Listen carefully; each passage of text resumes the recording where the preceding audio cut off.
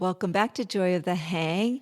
It's Sharon and unfortunately Lauren, well, fortunately for her, Yeah. traveling in Europe, having Unfortunately, poor girl traveling in Europe. hanging with So hanging with sad. people other than us. Yeah. So we have her beautiful daughter Davis with us instead today. Hey guys. Hey. Who actually just got back from Coachella. Yes, I did, and Europe. Oh, are you And okay? Are you Just- okay? I'm doing good. I know. It was exhausting. It was tiring, but They live a really tough life, those Rose. I know. Right? So Really. stationary. We have a guest today with us, Kimberly Heath Carrico. Welcome. Thank you so much. So good to be with you guys again. It's good to see you. Kimberly has a diverse background in the film and entertainment industry. You've been doing that for over 25 years. That's correct. Wow. She's the experienced go-to producer in the state of Florida, successfully owns creative media consultants since 2007. Yes. You've been doing it a little while. Well connected with industry and partnerships that include Emmy award-winning VFX supervisor and producing partner Adam Howard with over 138 tentpole films. Is it more than that since I wrote this? He has a lot more films that he's involved in, and he's just super brilliantly talented. You've got good connections. Yes. Industry knowledge and skills that illuminate the high-level connections she shares with industry professionals who consider her a business associate and friend. I love that. You're the co-writer and producer of Into the Wolves' Den, Yes. starring such talent as Boo Boo Stewart, Diana Bermudez Rambo, Moses Brings Plenty. There we Yes. go, to name a few. Yes. Yeah, that's great. So tell me a little bit about Into the Wolves' Den. What's that all about? So, Into the Wolves' Den was really contrived after one of my pals came to me and she said, "Hey," she's like, we both love Christian Kane, who is one of the actors in Leverage, and which has been with Dean Devlin for several years, and we just see him as someone that should have a lead role in a project. And so she said, "Hey, could you write a screenplay for Christian? Because she's like, I'd love to see him have like a feature role in a feature film." And I'm like, "Absolutely, I'm a writer. I can do that." So her and I sat down, and I started to teach her the craft, and she was very involved in coming up with it. When we had like our first little draft, we decided that we needed some more information. So we contrived the story as about a guitar player who is a half-breed. So he is, and Christian is part Cherokee.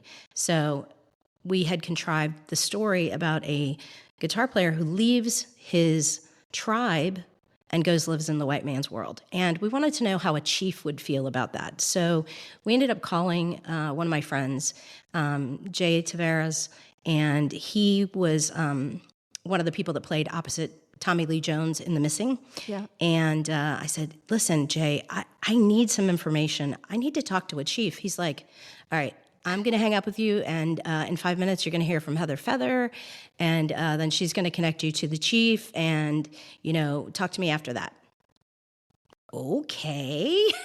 That was quick. Wow, yeah. So 5 minutes later, like clockwork, Heather Feather called me back, and she got me in touch with Joe Brings Plenty, which is Moses Brings Plenty's brother, and he was actually on a call with us during the time that he received a call about a murdered and missing young lady. So here we are talking with him about, there's this really light story, like, it's a guitar player and da-da-da. How would the chief feel about this? Well, he was named a chief when he was young, and that's how they do it. They actually will name the young people chiefs, not the older people. And so I said, how would people feel about this? And he's like, "Oh, hang on one second." So he puts the phone down, and we get to hear the whole conversation between him and somebody that was just dispatched to him. And he's like, "Oh, okay, you found her. She was floating in the Cheyenne River? Oh, okay.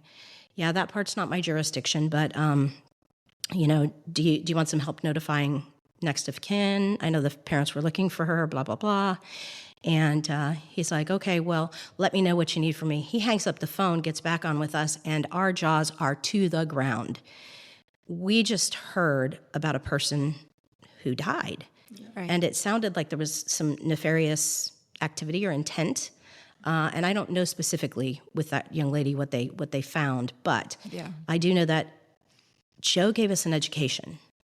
And by the time we got done speaking with him, I said, Joe, this story is not about a guitar player. This is going to be about the murdered and missing Indigenous women and children. And I said, I feel so ignorant. I don't know about this issue. I'm going to do some deep dives. And this sounds like it's an issue that outside of the reservation, people, up until this past couple of years, of course, things have come out. Scorsese and, a lot of people have brought stories out that have brought light to it. And that reservation show, where it was kind of like a reality TV show about the reservation. Was it called Something Dogs? Reservation Dogs. Yeah, Reservation Dogs. Reservation Dogs. Right. So I was like, okay, we're going to do this. So I start to sit down and write this, and I quickly realize that the information that I looked at is not something that the average person knows. They just really don't realize it exists. If we heard that in the state of Florida, 5,000 women were missing, and, young girls, old girls, and that there's slavery, this, that, and the other, we would be astounded. There would be a action committee that would immediately jump in and solve this problem. Massive manhunt. But you've got a lot of different rules and things that exist within these organizations that are not like what we have for our safety and our protection and I say in the white man's world, not in a denigrating way, just noting the difference. Yeah. So you learn that life is tough for them, and protecting their children is tough. And so in further talks with Joe, I realized that he had not only information, but he had the spirit of a warrior when it comes to protecting these kids. And he told me many stories of the things that he's done to help him and his wife to help protect these children. And, it's just astounding that these things happen, in the daylight. Yeah. And it's... In your research, did you find that these women were being victimized by other men in there or people within their own tribe or other tribes? Are they tribal crimes? Are they being attacked by people outside the tribe? Is it a combination? It's mostly people outside the tribe, but there is a certain level of, if I'm honest about what this issue is, it's kind of twofold. So you have people in these reservation areas that socioeconomically, it's a tough life. It's poor, yeah. It's very poor. And, people think, oh, well, they're Indians. They've got casinos. No.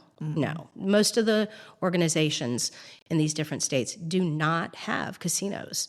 The majority of the tribes do not have casinos. There's a few tribes that have casinos, but the story even with that is very interesting. What happens to those youth, what happens to those people who are older, and how it affects their lives when they come into certain wealth. So the fact that South Dakota is one of the poorest states for the tribes, especially Eagles Butte, which is where this story will, either location-wise take place or it's based on that area. Yeah. The interesting thing is that you've got some young men who might be related to these women who might sell them out to someone that comes into the group, or there are people who are protectors who might try to protect them. But most importantly, you have some churches that come in and try to help, but are they helping? That's very hard to define. I don't know that answer. Right. I do know that in the old days, there was not a lot of help from those organizations. There was actually the opposite, where they were trying to wash their history away. So it's very hard to determine where the social dysfunction is.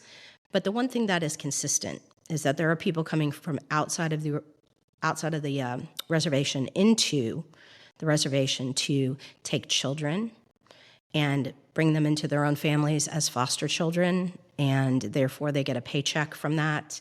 So that happens often. They'll go in and they'll take several children. They'll say the parents are unfit, and maybe the parents have a problem. Maybe the dad has a drug problem or whatever. But they will go in and they will take these children away from these families, and those families don't have much rights. They just don't, because they're not bound by the United States law the way that most people are, because there's treaties in place. There's a lot of murky water in this arena. So it just lent credence to the fact that there's things that we, even as people on the outside going, this is wrong, we can't not only control it, but the one thing that I felt we could do is we could highlight some of it and how it looks, and take that story and bring it to something that mothers and fathers would not only be outraged about, but also that they would look at the situation and they would say, how can we help? Yeah, exactly. Because, I had one elder of the group, one of the Canadian groups, and I said, we would need your help with this. We would love to pull you into it. And basically, I feel like it was short-sighted on their part because they didn't want to get involved. And you know why? Because 2 white girls wrote it. So they didn't want to lend that story to us. And what I said to this person is I said, this is very short-sighted, and I'll tell you why. What you need is you need people on the outside to support, to give them a you voice on the inside, and to give you a voice. Right. I said, and as long as you feel like this is color and not humanity, that's your shortfall. That's not mine. I hope to bring light to this project, not because I want to take center stage, because it's really not about me. Right. I am a writer who's taken this social issue and turned it into a story that's realistic, and using stories that I've heard and circumstances that I am aware of, and being able to craft it into a beautiful story that has the depth of something that could really bring social change. Yeah, make a change. Yeah. So I think feeling powerless is one of the worst things ever. Like, as we were talking about in the last episode, it's like she was saying how you, even though someone's older than you, you don't have to look up to them if they're being disrespectful. And something I face a lot is, like, for example, in school, like when a teacher's like, I know not being right or not doing something that they should be doing, but what am I going to do? And I think that for me personally has always been something that frustrates me so much, when you're just like powerless because you either don't have the resources, or people don't want to believe you, or people don't want to help. Right. And that is just one of the most like upsetting and frustrating things ever. Yeah, and I think that what you say makes sense, because that's how I felt. Mm-hmm. I was sitting on Venice Beach in my car with my co-writer, and I felt helpless. Exactly. Yeah. And I felt, having been a victim of sexual assault before, I felt, gosh, I had a justice system that I could employ. Yeah. And I could be protected by. But what resources do these girls have? And who believes them? Mm-hmm. Exactly. That is an issue as well. So, startling statistic, 67% of the murders that happen in Indian Territory that are the causation of a person from outside of the tribe coming in, 67% of them are never prosecuted. Chain of custody for all the evidence and things of that sort is very difficult to maintain, because you've got agencies on the outside that don't really want the light on this. So there are, in certain areas of the country, when it comes to socioeconomics, I'm sure that's part of it. I'm sure there's lots of different reasons why people have the position that they have. Do I think that it's all nefarious? No, not necessarily, but I think that there's dynamics that I couldn't even begin to understand. But right is right and wrong is wrong. So murdering people, that's wrong, right? So how do we spin that dynamics to be more inclusive and more communicative and more cooperative from people on both sides? Like, let's stop being the enemy of each other. Let's start working together to solve this problem. Let's not be a creator of conflict, but be, a resolution situation. Why pin people against each other when you can come together and do something greater? Yeah. The thing that I say, because I've had a couple of people who've been like, but why do we want to put money into that? Because like they're in their, they're in their tribes and da-da-da. And I said, okay, I'm going to flip this on you. It was an older gentleman. This is your granddaughter. Mm-hmm. This is your granddaughter. She's playing nicely in her own yard, and all of a sudden, she's gone. Remove the tribe. Remove the social indices. Mm-hmm. What do you feel? Mm-hmm. What do you feel? What do you think about it? What do you think about your granddaughter being sold off to some old man so they can have his way with her? No. Yeah. Yeah. And he was like, well, no, but we're, and I'm like, but are you? I said, you have faith in God, right? Yes. I said, doesn't it piss you off that people put barriers up when it comes to God's right and wrong in this world? Doesn't it piss you off when people try to like wash it away? Isn't it what it is? It's right or wrong. Yeah, 100%. Yeah. That's fascinating. So what's the status of the project? It's already been produced or? No, we are in, we were supposed to shoot it during COVID. So, COVID did a lot of things to our project. Yeah. The film industry in general. The film industry in general. And then, of course, we had the writer's strike and the actor's strike, and there was all different things that happened. So we are right now at a point where it is on my slate to be produced, but we are in funding. Yeah. So that is always an adventure that is just a heck of a lot of fun, Yeah. Getting people to buy into something. I'm fortunate because I have attachments. That's something a lot of people don't have. But to get it, any project, from start to finish, 3 to 5 years. It's real. That's what it takes. Wow. So, we're looking forward to the shoot date. And we also recently picked up a partner who has an interest in doing this for us. So I'm excited about that. And I have other projects that are in front of this project. And that's just, you got to work in the business and do some other things that aren't your personal project. Is this a pet project? It's not a pet project. It's a real project. So it's not my life. Yeah. But it is my hope for humanity that this story is able to be told in a way that makes a difference. Yeah. But the other projects that I have, they're equally as intriguing, and I've got some projects that are coming up that are very high profile. I've got a project that's $35 million, another one that's $25 million. Wow. I've got one that I just sealed a deal on yesterday, $14 million. So there's a lot of business to be done. That does not mean that I'm being paid that. That's the total project budget. Let me be clear on that. But there's some nuances to this business that are just good. I love working with the people that I love to work with, but there are challenges. It's just like anything else. When you have your own company and this is what you do, and which is what most independent people do. Mm-hmm. It's feast or famine, Do you have a favorite actor that you've worked with or you would want to work with? I absolutely do. So I was involved in Ocean's 11. Okay.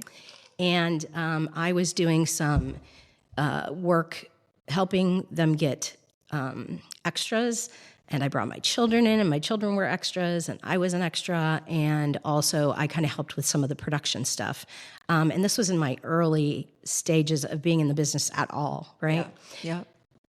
The most amazing, very well-rounded individual, George Clooney. That's who I was hoping you were going to say. He was I love George Clooney. Let me tell you, that man got down on his knees. It's good to hear. And looked at my children, and he said, "Your mother is the smartest woman you will ever know.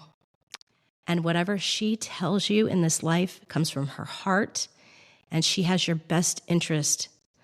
Always listen to her. It's very important that you listen to your mother. And she's a good woman." And for me, that was like, Wow. will you marry me? No. But, you know. Line because he's marrying me first. Gosh, right? Yeah. I'll have him for 5 years. You can have him. Oh, I hope his wife doesn't mind him. And that's just awkward, a little bit. But, it speaks to the character of who he is. And, he was working with, and I'm going to say the name wrong, Soderbergh. Steven Soderbergh was the producer and director of that project. Yeah. And it was fantastical to watch them work together and collaborate on the shots. So there's a scene in the circus scene where they're watching the I want to say Filipino acrobats. I don't know what nation, but they looked Filipino to me. They were extremely talented, doing their jumps and their flops and flips. And it was George Clooney literally laying on his back next to Steven Soderbergh, and Steven's looking through the lens to get the best angle. And he and George are just like, playing off each other and trying to figure this out. Da, da, da. Meanwhile, the rest of us sitting in the bleachers in these clothes that were like winter clothes in a tent at the St. Pete dog track. Wow. We're in jackets. It's July. There's fans and air conditioning that's supposed to be working. It's not working. Oh, no. So for me, this is where I say, and God bless whoever was in charge of these things, but, whose brain trust was it to make that be the way that it was? At least if you were going to do it in the summer in St. Pete, why wouldn't you have just had it be summer clothes? Why did you want it to be winter clothes? I could see the costumer going, this is going to be great. Okay, here's what we're going to do. We're going to go ahead and we're going to these people are going to be so hot. We're going to make them sweat. Right.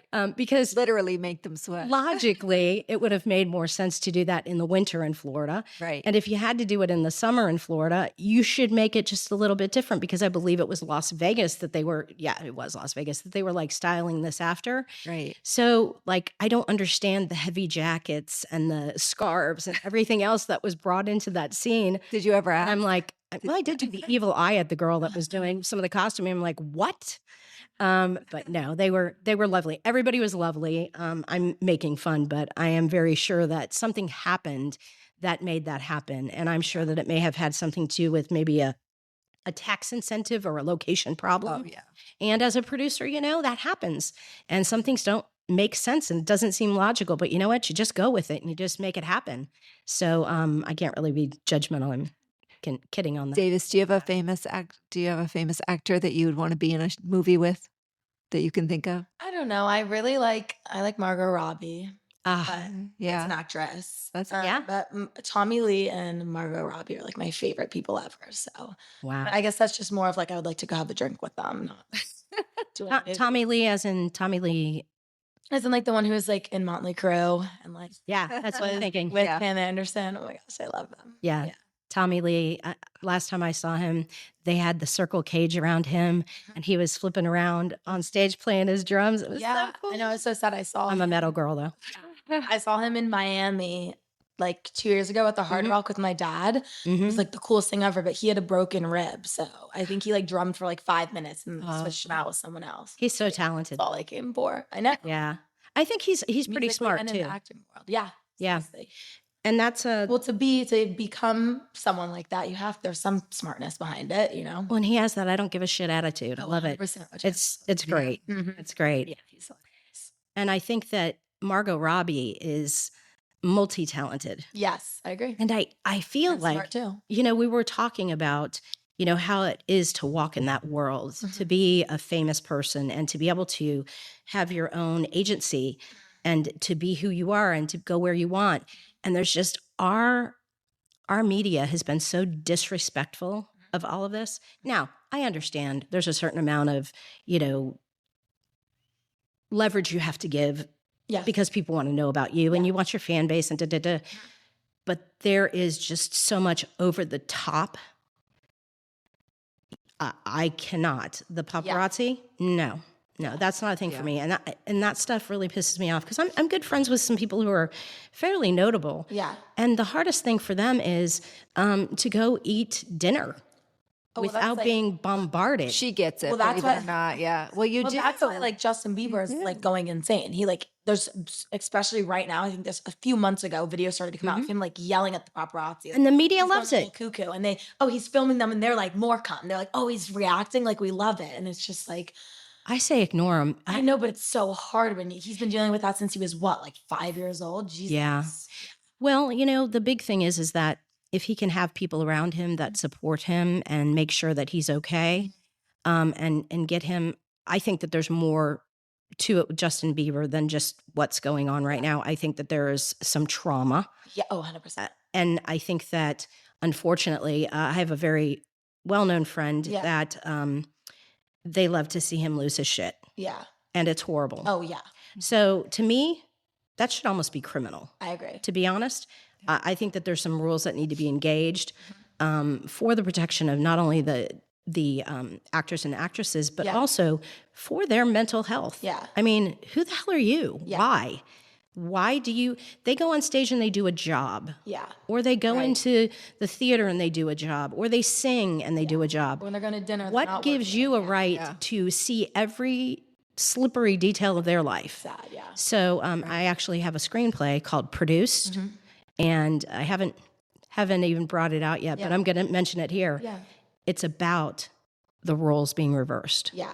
It's about the actors and the actresses going after the paparazzi. Yeah. Wow. It's a very interesting perspective, and they start stalking them at their houses and that kind of stuff because, Imagine. there's a humanity that has just been taken away from these people. 100%. And I'm just going to tell you a funny story. So my friend Sharon, he runs a big fancy restaurant, and he did so out in Idaho, and then he came back to St. Pete. And he has a rule for his employees because he's like the manager of a fancy restaurant. And he had an episode happen when he was in Idaho. And that episode was, he is the executive chef of that fine restaurant. Johnny Depp pulled up in a limousine. Yeah. Johnny Depp was seated alone. Johnny Depp was by himself. He just wanted to have a good steak, right?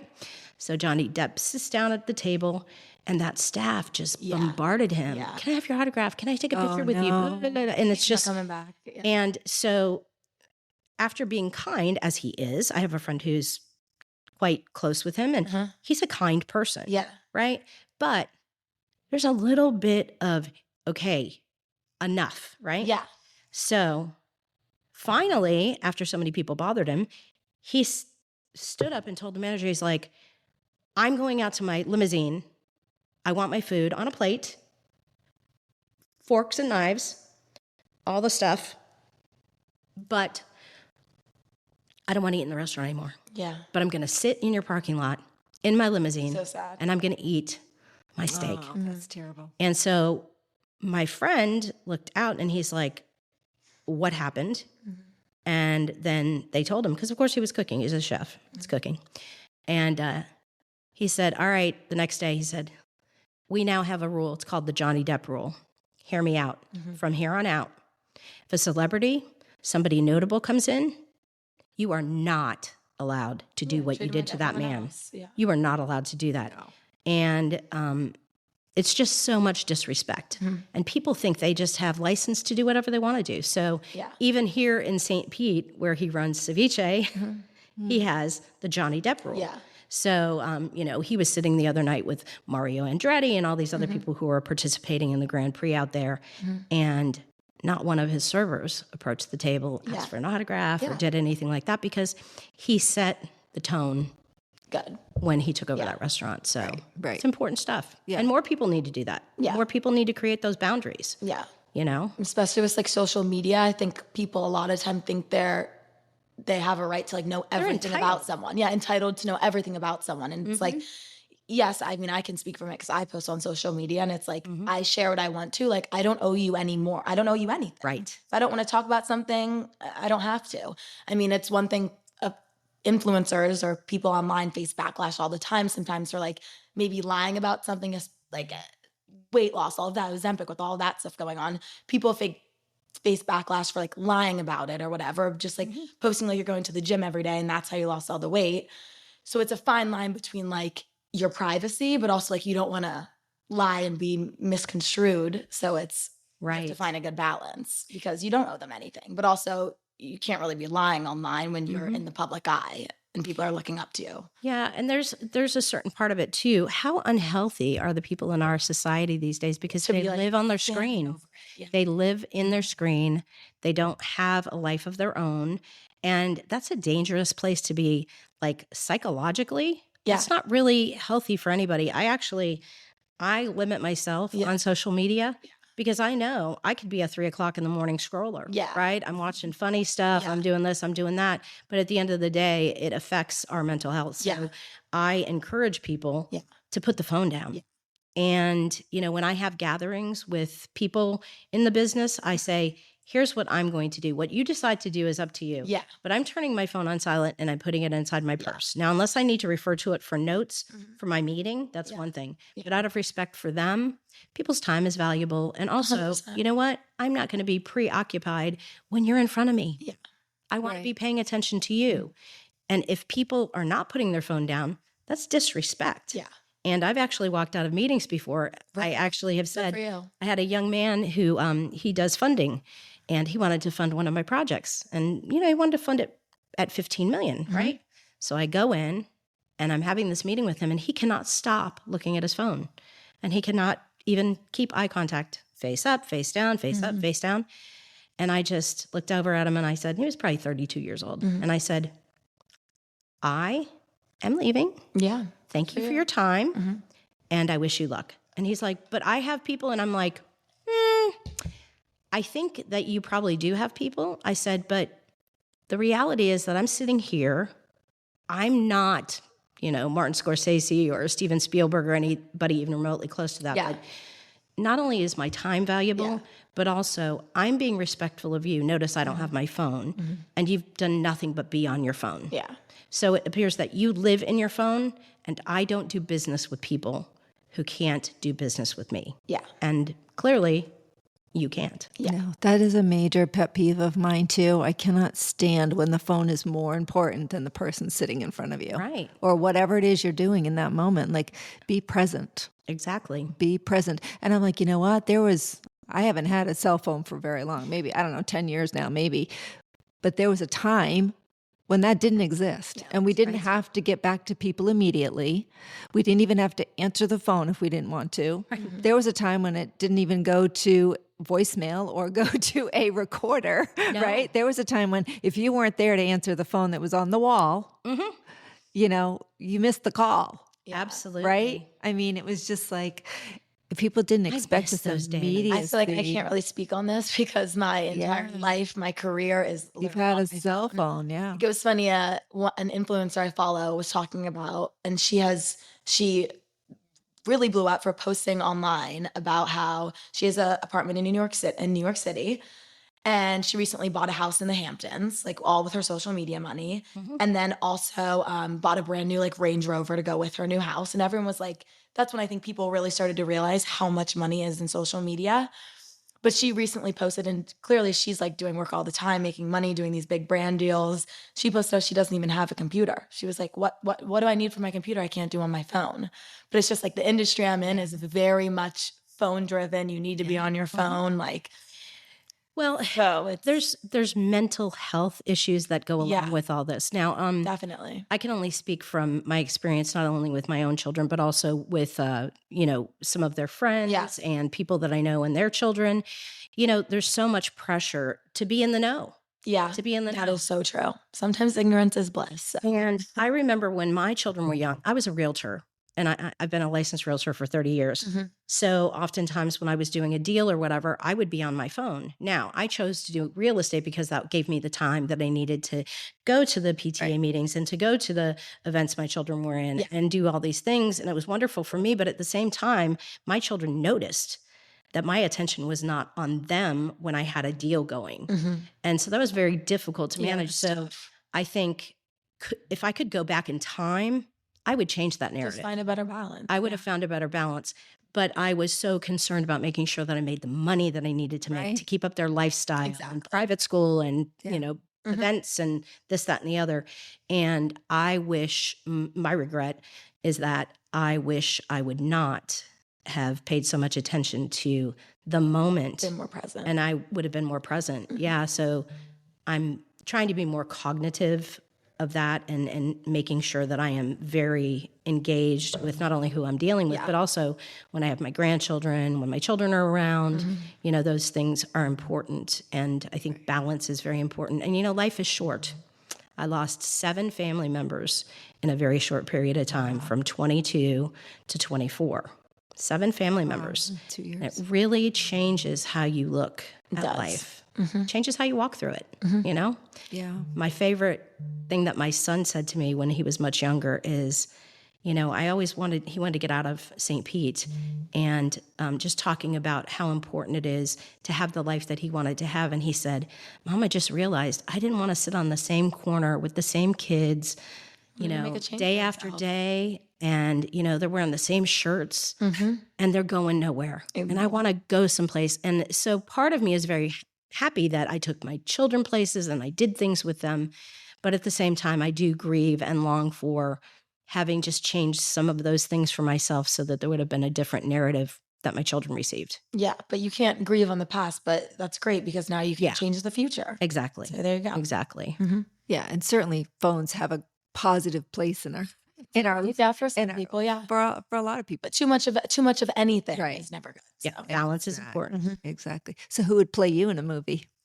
Oh, Lord. Let me think about this. Now, you were a blonde before you had this beautiful red hair, but I still see you. Oh my gosh, I couldn't see you as anything but the red. I love it. I love so red. you. I know. Yeah. It's interesting. I had red hair in my younger days, and then I went back to the blonde, and so I've always kind of vacillated between the two colors. Yeah. And I find what's interesting is when I feel very empowered and very ready for change, I go red. There you go. Well, I like who that. I'm seeing? Inspiring. I'm seeing Susan Sarandon. Susan Sarandon. That's who I'm seeing for you. I love Susan Sarandon, but She's strong. She's a little bit older than me. Well, no, but just because she's feisty. She is feisty. Not about the age. And I love her as an actress. I'm honored that you would say that. Yeah, she's an amazing actress, and also she's fiery. And funny enough, Susan, if you're listening, I was very good friends with her brother, and when he passed away, that was very sad for me. He worked for the St. Petersburg Times, and Mr. Tomlin was just an amazing person. That's awesome. All right, I'm throwing that one out. You throw someone out. I have to think who I'd want to play me.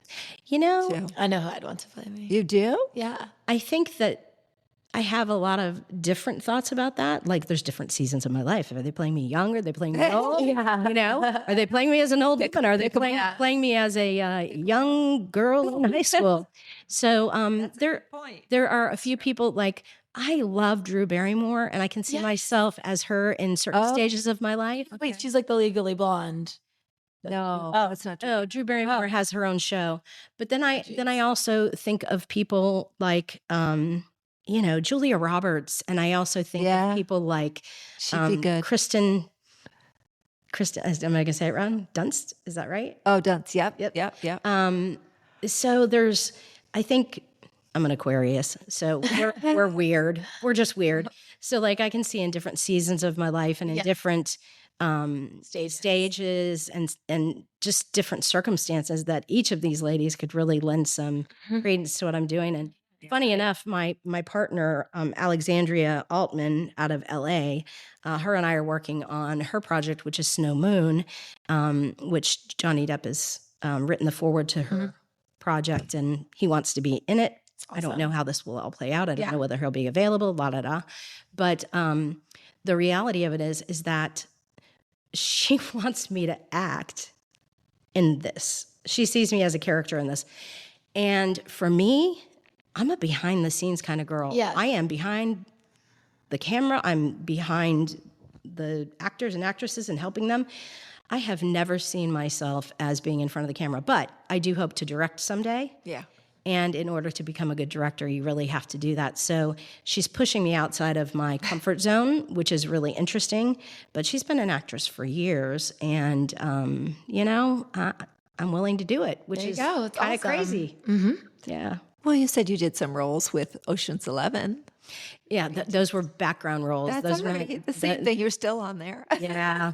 Yeah. Got there. I am super shy. I know that doesn't seem right with who I am, Listen. but I am very shy when it comes to being in front. I am the backup singer to my best friend. She sings professionally and I will get up there and sing with her, but then she'll say like, take the lead. And I'm like, oh God, I almost have like convulsions over it. It's just like so unnatural for me because I want to be the complimentor and not the main feature of the show. Yeah, It's just not with me. other people not being lifted. Yeah, I just don't. That's funny. It's just a weird proposition. Who's playing you? Margot Robbie. Oh yeah, She was actually she was my celebrity. Is she a girl crush? Yeah, she is. Well, that's what I always say. I was like, Greta Gerwig, about me saying I like Tommy Lee, and Pam Anderson. I'm like, I don't know who I like. Perfect dream threesome. Perfect threesome right there. Threesome right there. But she was actually in my high school yearbook. Margot Robbie was my celebrity lookalike. Isn't that amazing? But also, my friend did run the yearbook, and I did suggest that, but no one has to know that.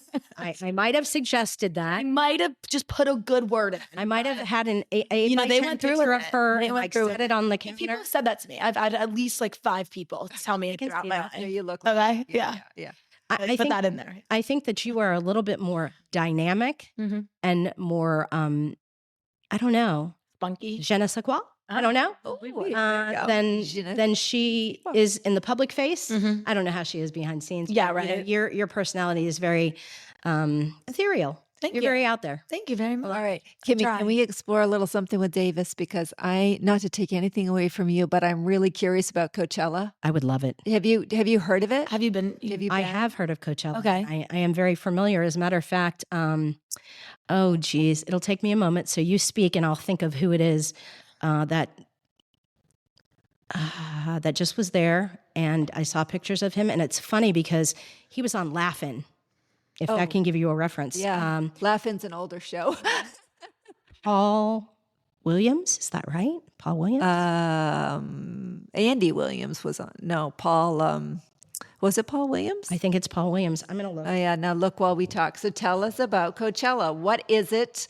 Why was it so exciting? Tell us all about Well, I think the reason it was so exciting is that is my best friend in the world. That's one of my best friends in the world. That is like her industry. So she's a DJ. And I mean, she's a DJ because she's a producer. Okay. And she wants a way to show her music and show all these records that she makes and showcase it. And DJing is a very great way to do that. I mean, she also tears it up on the sticks as well. It's what the cool kids are. Does she do EDM?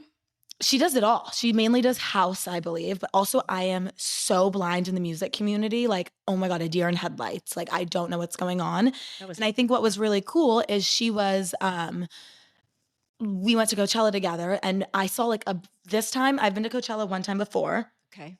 And I saw it from a girl who just went to Coachella. I saw it from that perspective. And this time I got to see it from the behind the scenes perspective. One, because I had those friends who I told you I went with who were like producers. So I got to see that side. And I also got to see the side of just the music industry because she is in the music industry. So it was so cool to see like that side of it this time. So was it live bands too, or just DJs? I mean, I only saw DJs. There could have been some bands there. Again, I have like no idea what's going on. Did you see any famous people? Like I'd be like, I'd be behind like the DJ deck, like staring at some dude's head. And like to me, I'm just like, oh, like who's this dude playing music? And she's like, no, that's like the dude. Like that is like him. And it's just funny because just how that works and just to see it from that side this time. Yeah, and the vibe at Coachella. Yeah. I say it wrong. The vibe at Coachella seems to be very very youthful. And when I'm talking about people like Paul Williams who would potentially be in the crowd, and he was, who's he with? What's going on? Why does he love it? And we're talking, this is an epic, very very well-known writer, singer-songwriter. Yeah. And, Evergreen, the song. Yeah. So he co-wrote the song Evergreen. Wow. Okay. He also did We've Only Just Begun, You and Me Against the World, The Rainbow Connection. Wow. all that kind of stuff. And in 2015, I think it was, he co-wrote and performed Touch of the Daft Punk, Grammy-winning, what is it called? Random Access. There you go. Memories. Mm-hmm. So he is like epic. I think he's 73 And he was years there. old. Awesome. He was there. He was there bumping in the crowd. There you go. He was there. So what was the crowd like? Was it mostly... It's fast and varied. It's all different kinds of people, but it's funny because each artist has a different type of crowd, you know? And it's funny because something I say, as I say, I'm a deer in headlights when it comes to music, is something that I can obviously see and feel is when I'm in a crowd, I might not understand the music or like even understand if like what is playing is technically in music terms good or not. Like, oh, if they hit that key or whatever you call it, I don't know. But being in that crowd, I can feel the energy. I can feel the vibes. I can see people loving it. I can see just the way everyone is, the music is making them feel. And that is what I love because I like to dance. I like the energy. So I know good energy when I feel it. And that's what I care about. Whereas like my best friend obviously cares about both, but she's more like concerned on the music. Whereas I'm just like, what's the energy like in here? How are people like, how is it affecting people? And that's what I love about it. I have a question for you since we're talking about this subject. Coachella is interesting. Yeah. The most interesting thing to me that I've noticed recently is the observation of something that my daughter loves to go to, which is, I think it's called EDC. It was out of Orlando. Yes. My friend Emily just went to the EDC in Vegas. They do one there too. So what does EDC stand for? Electronic dance concert or something. Yeah. Like that. Sorry. There we go. Sorry, we worked through that together. Kind of stuff, electronic dance music. Yeah. Yep. Exactly. So, but what's wild to me about those things is that the age is, again, vast and varied. Oh my gosh. But the costuming, that the people and the humor in these people and what they do, and then the spectacular show. Like they do this festival in Michigan that I want to go to. And this is not at all my music, but I'm sure I will enjoy it. Yeah. But the experiences that these people create, whether it's Coachella or whether it's, this EDC, the experience, and this is what I tell people, everybody needs to be engaged. If they are not engaged in what you are performing or what you are creating, if you don't think of them first, you don't have a crowd. Yep. Yeah. It doesn't matter what kind of music. Have you ever been to a concert? I have been. Yeah. In the older days, I'd be at a concert and like everybody's not paying attention. Yeah, it doesn't matter that happens. somebody's up on stage doing something. So unless you get them visually, emotionally, and entertainment-wise, you're not hitting the marks. Completely. And so this EDC is like hugely, hugely financially profitable. And the visuals that they create. I know, and there's really one, There's cool. one overseas I want to go to, so I don't know. We'll see. I know I'm going to be in a group that's going to be interesting, but I think I'm picking out costumes already. I mean, I already got one out that I'm going to wear to the one. I'm supposed to go to the one in Orlando. Clearwater. Yeah. It's happening in May. Okay. Like May 3rd. Yeah. So I've already got That's stuff like that, but we'll see. Yeah, that's funny you bring that up because I said the same thing to Emily. Like, I think this was like a year ago. We were at some show and the DJ was on stage and he was like just dancing a lot and really into it. And I said to Emily, I was like, wow, he really looks like he's having fun up there, like actually enjoying it. And she's like, I'm not saying you're wrong. I bet he is. But she goes, he's putting on a performance. He's performing right now. Right. He is fully performing. And the vibe he brings and the vibe he gives out is completely how the crowd is what they're going to eat up. And the music that's important. Is so vast and varied. Like what they sample to make their playlist is really, really interesting to me because it's music even from our days. Yeah. And they're sampling it into nowadays music. It's such a conglomeration that they create. And these DJs have such followings. I mean, these people are super loyal to them. They're very famous. And they're not creating the music. They're creating the soundtrack and the vibe that goes along with it. So energy. It's the energy. And energy is everything. Energy is everything. Yeah. Like, where do we go? Well, it's like, do you know the song, like Party All the Time? Yep. Party? Okay, see, so that was like Can you 2 do years a couple ago? more bars? Yeah, I'm not you so sure I know right? it. That was like a really famous, like just, or not famous, I don't know. Again, don't know a lot about music, but all the kids were listening to it like freshman year. It was like the big song, played at every party. And I played it in the car one time with my dad and it was like EDM version, a house music version, I guess you would call it. Right. All the music people are like, what is she saying? And my dad was like, oh my God, that's so funny. That was the song when I was around. I was like, really? Like what? And he's like, yeah, they must have sampled that and turned it into like put beats in it. Exactly. And so so it's funny. Yeah, it's and I think that's why my daughter had suggested that I go to this event, because she knows that I love music. I mean, originally back in the day, I used to work with a lot of the acts on their travel and logistics for their travel. Yeah. I worked with the William Morris Agency. I worked with Creative Artist Agency. I worked with all the agencies from New York to London to Nashville. And so while I didn't do the music part of it, I would do the logistics for their tours and for what was provided for them, so on and so forth. And I loved that world. Became close with a lot of the acts, but these DJs take some of that wonderfulness, and people that would be long forgotten are now being brought forward. Yes. Into this generation.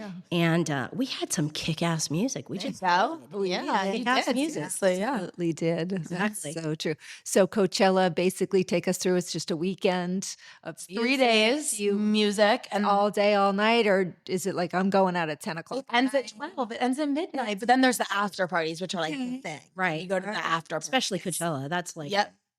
the who's who of who's who. Yeah, seriously. But it's funny because it's in California, all right? of these, and all of these music industry people, I'm like hanging around these people. And again, like it's just like an ordinary person to me. You know, I don't really like realize what's going on. And then it's funny because maybe he is a DJ too and he plays music. And I'm just like, oh, that's really cool. And I think what I started to realize being around these people so much is I started to realize like, oh, these aren't just like people in the industry, like this is the industry. And it's funny because it's so laid back, it's so cool. Like no one is acting like they're like too good to be there or better. Like they're all just like normal dudes. And I'm just like, oh wow, like you DJ, you do this, but they don't think they're like hot shit. I mean, maybe they do, but whatever, you know? But it's just funny because in that I really got to see the inside of the community. And it's just very much like DJs do this thing called like back to back, where it's like two DJs like playing and then you like go off each other. It's almost like a little like friendly competition, but you're like building each other up. And I really like that about the industry. So interesting factoid, because it's about the factoid. So I am paying attention, but in 1993, the idea of Coachella emerged at the 1993 Pearl Jam concert at the Empire Polo Club in Indio, California. Wow. Where Talit, who's one of the founders. Yeah.